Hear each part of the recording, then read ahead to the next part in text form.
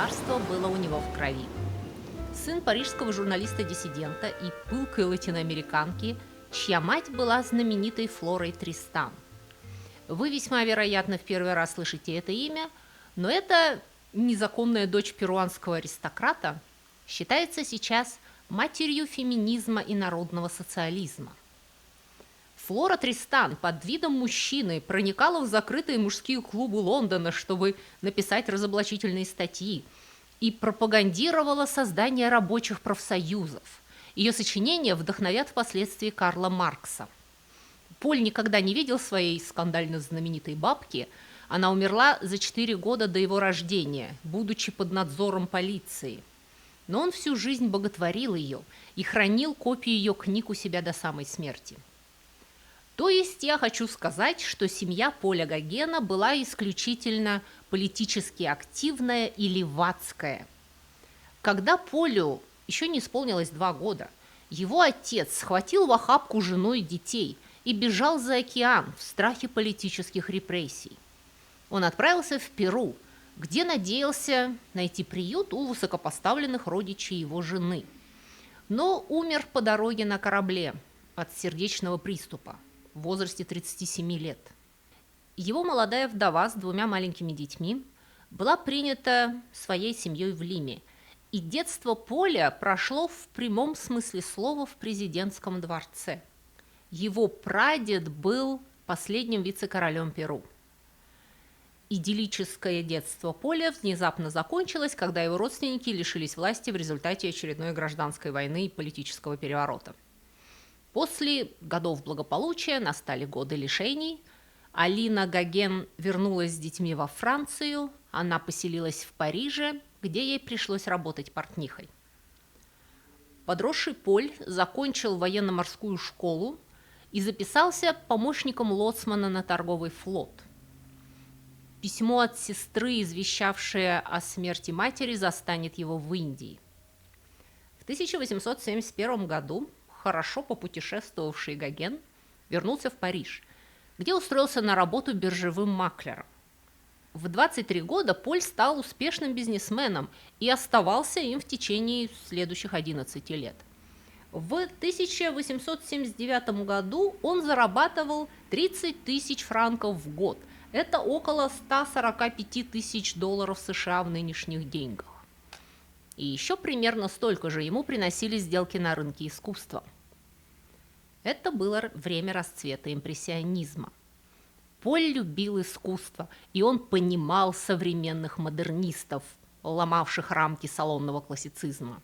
Он охотно тратил деньги, покупая картины Мане, Писаро, Ренуара, Сезанна и других, и сам брался за кисть. Но в 1882 году парижский фондовый рынок рухнул. Страна погружается в рецессию, которая продолжится до конца десятилетия. Четверть биржевых дельцов оказывается на грани разорения, и Поль Гоген был в их числе. И он решил, что это самый подходящий момент, чтобы полностью посвятить себя живописи, стать профессиональным художником. К этому моменту он был уже женат и с 4 детьми, ожидая 5-го.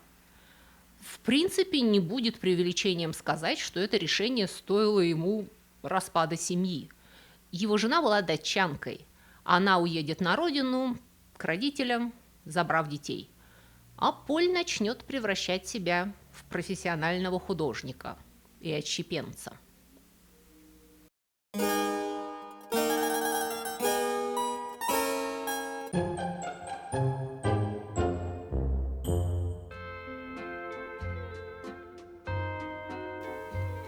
Вообще Гоген к этому времени уже давно пробовал себя в живописи.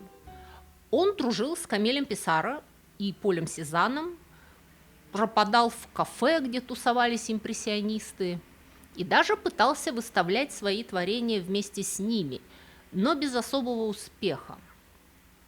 Глядя на его ранние работы, мы легко видим их подражательность, что, между прочим, не является обязательно плохим признаком. Для начинающих художников, особенно примыкавших к мощному эстетическому движению, это не только типично и простительно, но и является необходимым и нормальным этапом их становления. Ты сначала подражаешь своим кумирам, а потом постепенно вырабатываешь свой взгляд, свой стиль и манеру письма. Но на этом этапе человек еще не может рассчитывать на серьезный успех, он еще учится. Однако Поль прогрессирует очень быстро. Сейчас модно рассказывать о его недостатках, и я, несомненно, о них упомяну далее, но для начала давайте поговорим о его достоинствах. Он не боялся экспериментировать, он не боялся рисковать, не боялся пробовать новое и оказаться непонятым. Он смело переходит от более традиционного и коммерческого стиля ко все более авангардному.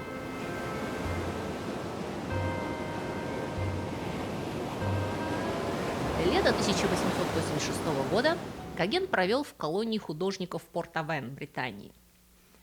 Это был его первый период, когда Гоген становится Гогеном.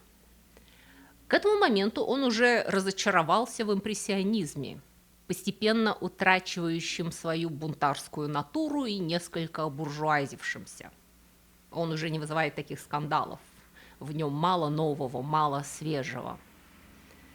Напротив, искусство Африки и Азии казалось Полю полным мистического символизма и энергии. В то время в Европе была большая мода на искусство Японии. И творчество Гогена оказывается под сильнейшим влиянием японских гравюр, что видно невооруженным глазом и без дополнительных комментариев. Гоген и его новый младший товарищ и большой поклонник Эмиль Бернар забывают о перспективе и пишут плоскими областями насыщенного цвета, окруженного темным контуром, что создает эффект перегородчатой эмали – клуазон. И от этого слова этот стиль называют клуазонизм. Опять же, вы видите, насколько приверженность к художественному течению смазывает индивидуальность художников. Вот картина Бернара, а вот Гогена. Я не говорю, что они неотличимы, но они очень похожи по технике и стилю. Это уже постимпрессионизм. Классический импрессионизм Мане и Ренуара по сравнению с этим очень традиционен и реалистичен. А надо заметить, что в те годы Британь с ее пасторальными пейзажами и женщинами в белых чепцах кто только не рисовал. Все рисовали. И Гоген, видимо, чувствует, что ему нужны новые темы, оригинальные сюжеты. Он с огромной теплотой и ностальгией вспоминает детство в Южной Америке. Буйство экзотической природы, простоту жизни местного населения, не испорченного цивилизацией. Его мечтой было купить себе крошечный остров в тропиках и жить там на рыбе и фруктах. Его слова, не мои. Это также было бы дешевле, поскольку на цивилизованную жизнь у него, честно говоря, нет денег. Его новые работы не продаются. А ныне восхваляемый шедевр «Видение после проповеди» местная церковь отказалась даже принять в дар бесплатно. В 1887 году Гоген покинул Францию вместе со своим другом, художником Шарлем Лавалем. Они отправляются в Новый Свет и поближе к экватору.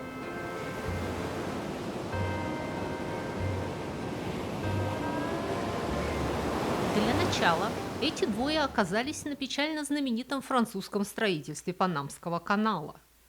Это было, наверное, худшее место для людей, мечтавших о романтических тропиках. Поль, более физически крепкий, устроился рабочим на стройку, а хрупкий Шарль писал непристойные портреты за гроши. Мне не нужно вам объяснять, каким гиблым кошмаром была тогда Панама. Гоген писал в письмах: «Мне приходится копать с 5:30 утра до 6 вечера под тропическим солнцем и дождем. Ночью меня пожирают комары». Он чудом выжил, переболев то ли желтой лихорадкой, то ли малярией, то ли тем и другим вместе. Оклемавшись, они с Шарлем Лавалем воспользуются репатриационной программой французского правительства, по которой всякий гражданин Франции, застрявший в колониях без денег, мог получить бесплатный билет на родину. И они бегут из Панамы. Но они не доедут до Европы, а затормозят на острове Мартиника в Карибском море. Там, в насквозь протекающей хижине, наполненной комарами, страдая дизентерией и болотной лихорадки, Гоген умудрится создать 11 известных картин. Это яркие, свободно написанные фигуративные сцены на открытом воздухе. Буйная зелень, синее море, темнокожие женщины с корзинами на головах. На Мартинике он, наконец, нашел свой голос и свою тематику. Это уже почти Гоген. Его начинают замечать, его начинают видеть. Картины Гогена с Мартиники выставлялись в Парижской галерее, где их увидел Винсент ван Гог и его брат арт-дилер Тео. И они пришли в восторг.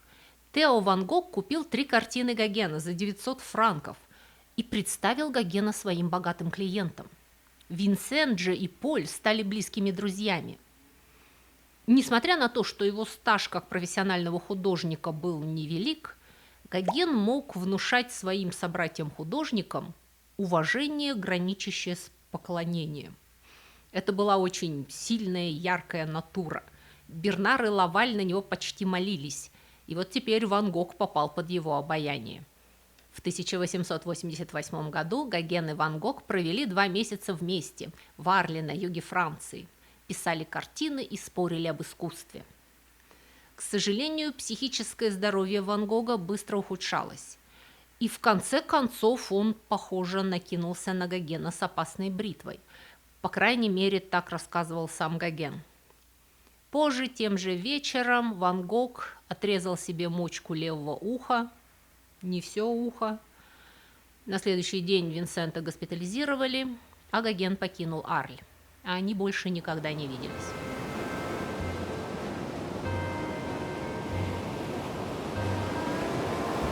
Гоген решает искать нетронутого цивилизацией подлинного неискушенного мира на Таити.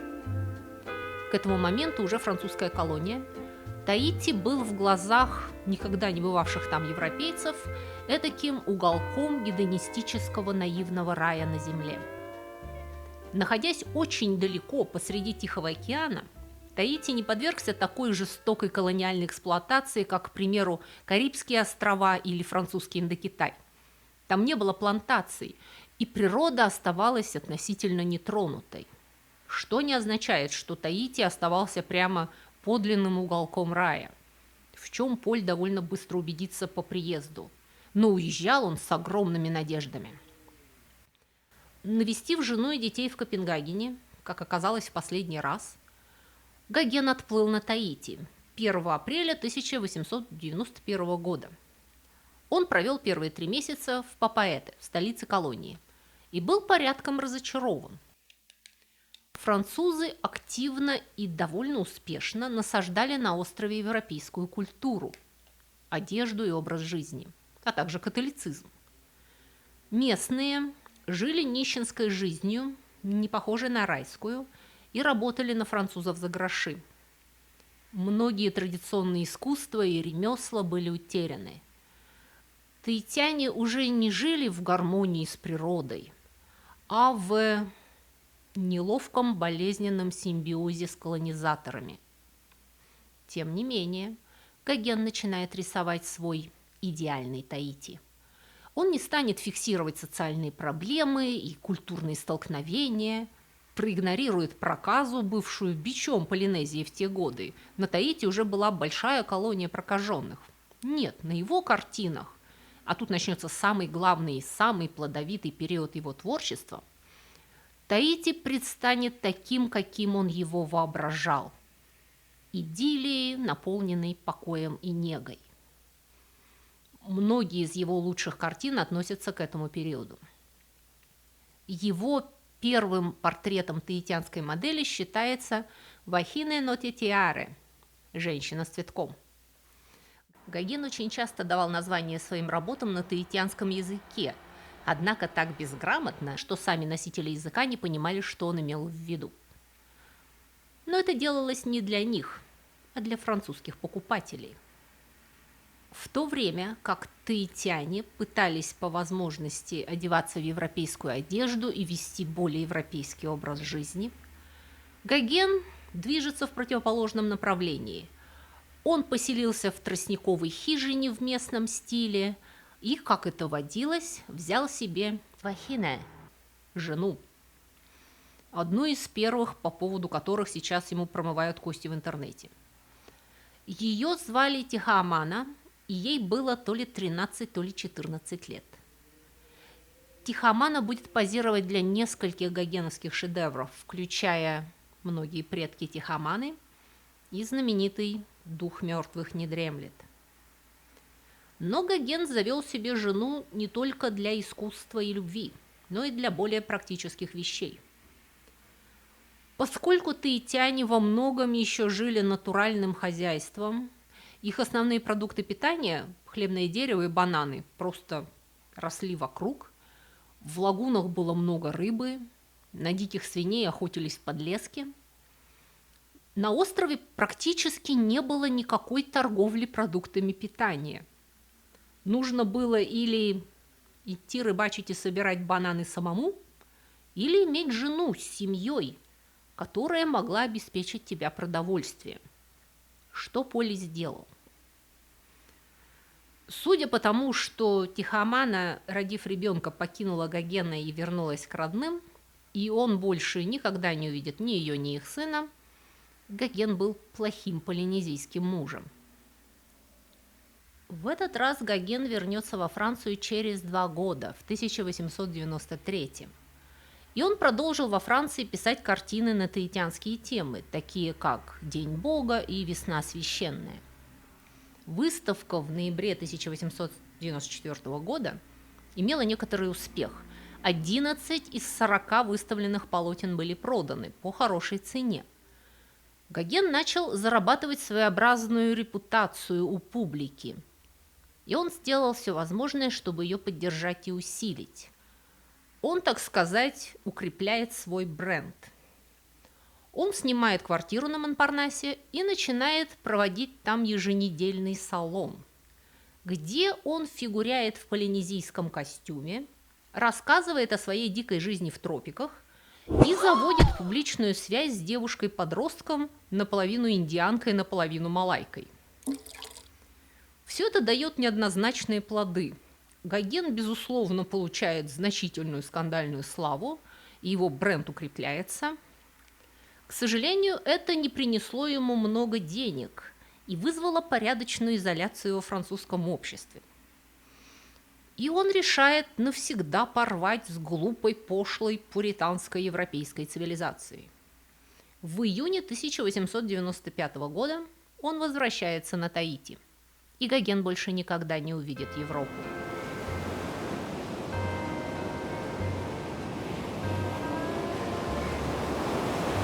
Он проведет следующие 6 лет, ведя комфортную жизнь художника-колониста недалеко от столицы. Его известность во Франции постепенно росла. Совершенствовалось и его искусство, вследствие чего его доход постепенно рос. Росло также количество его искренних поклонников, людей, влюбленных в его видение Таити. Никаких больше протекающих хижин. Гоген построил просторный дом в богатом районе в 10 милях от Папаэте, в котором он устроил большую студию. Он поддерживал активную переписку с коллегами-художниками, с арт-дилерами, критиками и покровителями в Париже. Он играл все большую роль в местной политике, даже был некоторое время редактором местной газеты. Он попытается переключиться на скульптуру, но примерно через год вернется к живописи.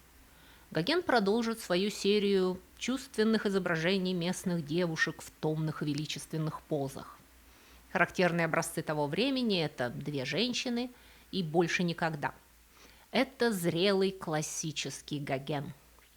Упрощенные массивные скульптурные формы, условность и сложность цвета, Освещение картин вообще не похоже на реальное, скорее на театральное, что придает им загадочность, символизм и наполняет сильной эмоциональностью. Мистицизм тем, загадочные названия. В 98-м он завершит свой монументальный шедевр «Откуда мы пришли, кто мы, куда мы идем», который он сам считал вершиной своего творчества. Цикл человеческого существования от рождения до смерти. Читаем справа налево. От наивной чистоты детства через символизм Эдемского сада к обреченной старости. К этому времени его здоровье решительно ухудшается. Пока Поль был во Франции, он умудрился сломать лодыжку в пьяной драке, и этот открытый перелом так и не зажил как следует. На Таити по его ногам начали расползаться вверх и вниз болезненные язвы, которые он сам считал экземой и винил тропический климат, но его биографы сходятся во мнении, что это было прогрессирование сифилиса. К 40 годам он был глубоко нездоровый человек, а обременительные долги периодически доводили его до грани отчаяния. В ноябре 1899 в Париже прошла его первая крупная персональная выставка. Центральным полотном было «Откуда мы пришли, куда идем», плюс 8 тематически связанных картин. Выставка имела несомненный успех. Критики хвалили безмятежность и гармонию, исходившие с этих полотен. Невозможно себе представить, что они вышли из-под кисти страдающего физически и духовно, утомленного и помышляющего о самоубийстве человека. Теперь уже Таити тяготит его своей чрезмерной цивилизованностью и испорченностью его жителей.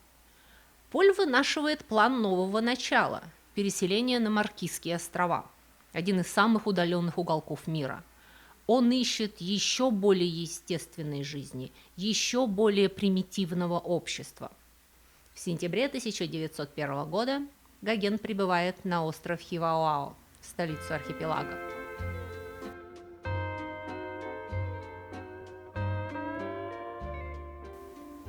Очередной рай тоже начал разочаровывать, начиная от пристани. Из всех островных групп Тихого океана Маркизские острова больше всего пострадали от импорта западных болезней. Население в XVIII веке, составлявшее около 80 тысяч человек, сократилось до 4 тысяч. В 20 раз. Католические миссионеры пытались контролировать пьянство и распущенность среди аборигенов, в то время как торговцы выманивали у них копру и перламутр на крепкий алкоголь, к которому у тех не было никакой привычки. Миссионеры боролись с татуировками и насаждали католицизм, в то время как местные привыкали к денежным отношениям и теряли традиционные навыки выживания в природе. Гоген купил участок земли в центре города и построил двухэтажный дом, достаточно прочный, чтобы пережить ураган, который смоет большинство других жилищ в городе. Ему помогали в этой задаче 2 лучших плотника с Маркизских островов. Один из них по имени Тиока был татуирован с головы до ног в традиционном стиле. Он станет соседом и приятелем Гогена. Дверь на верхний этаж была украшена раскрашенной деревянной резьбой.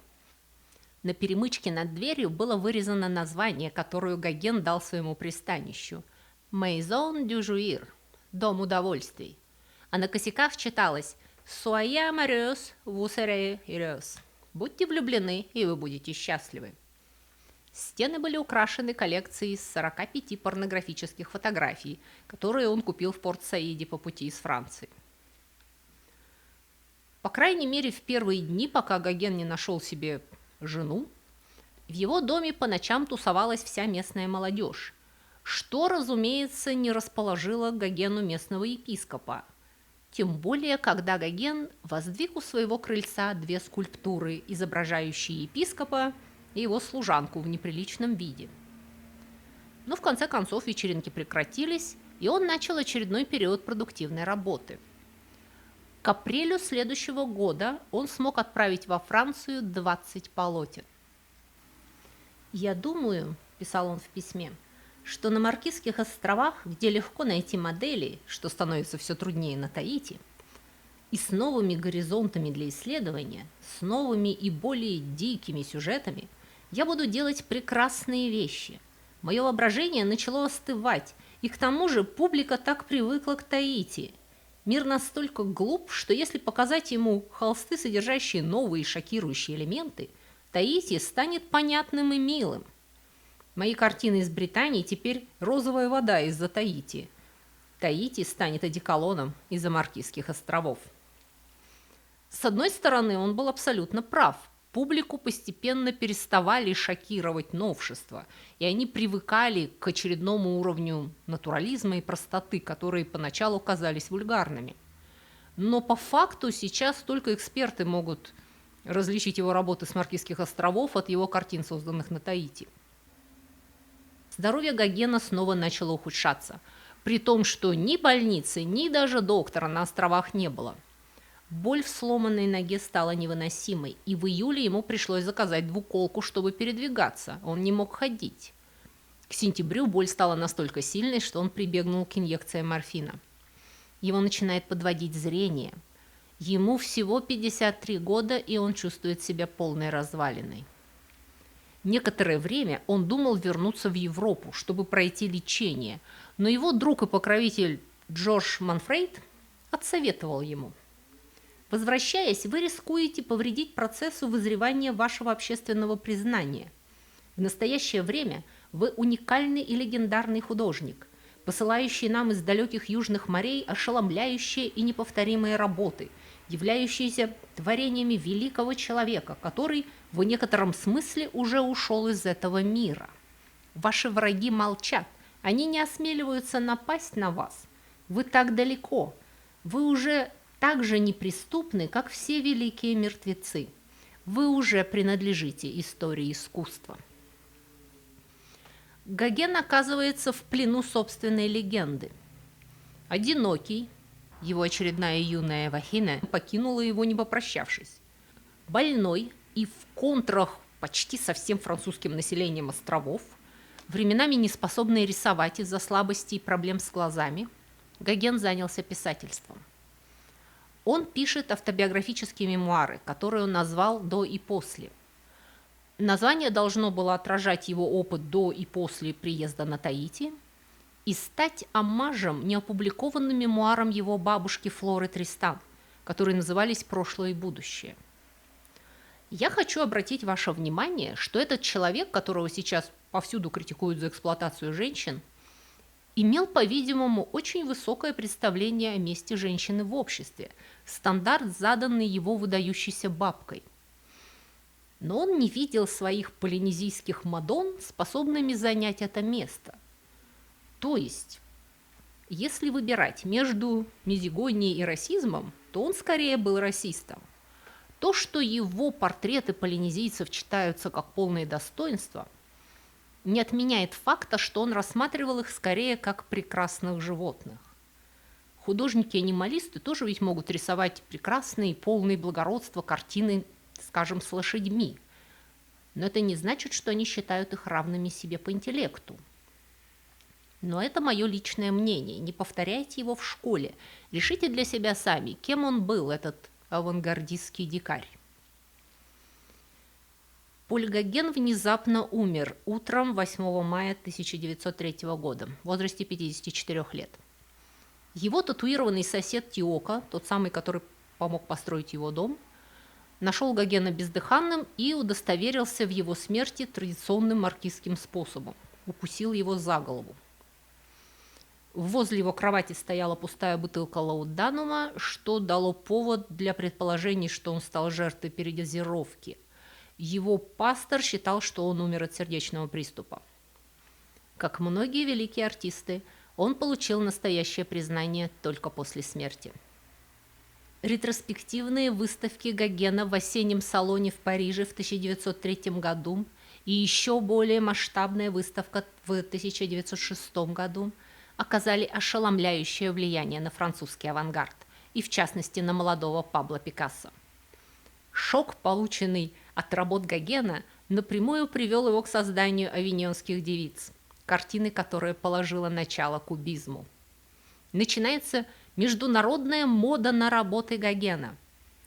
Выдающийся русский коллекционер Сергей Иванович Щукин приобретет 29 его работ, благодаря чему Пушкинский музей и Эрмитаж сейчас имеют отличные коллекции Гогена.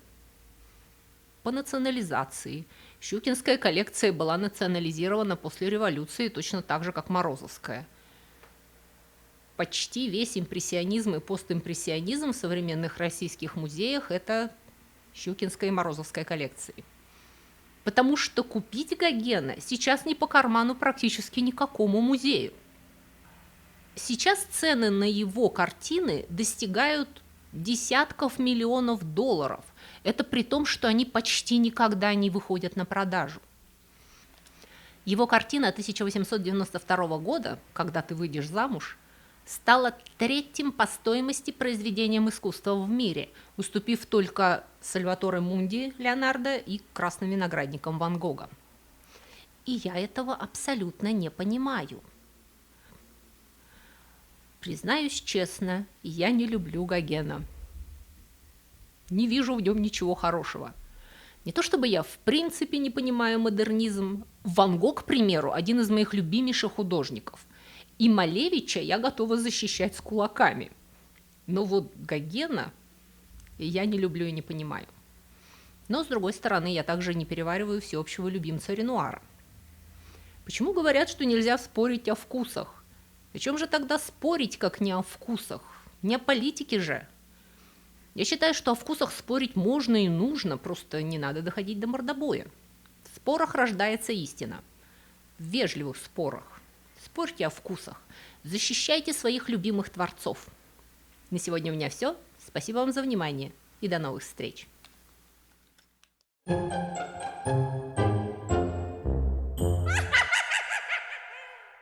Друзья мои, если вы скучаете между субботами и хотели бы больше и чаще узнавать всякие интересности, касающиеся истории культуры, и особенно истории бескультурья, то вы можете подписаться на мой блог на Бусти или Патреоне.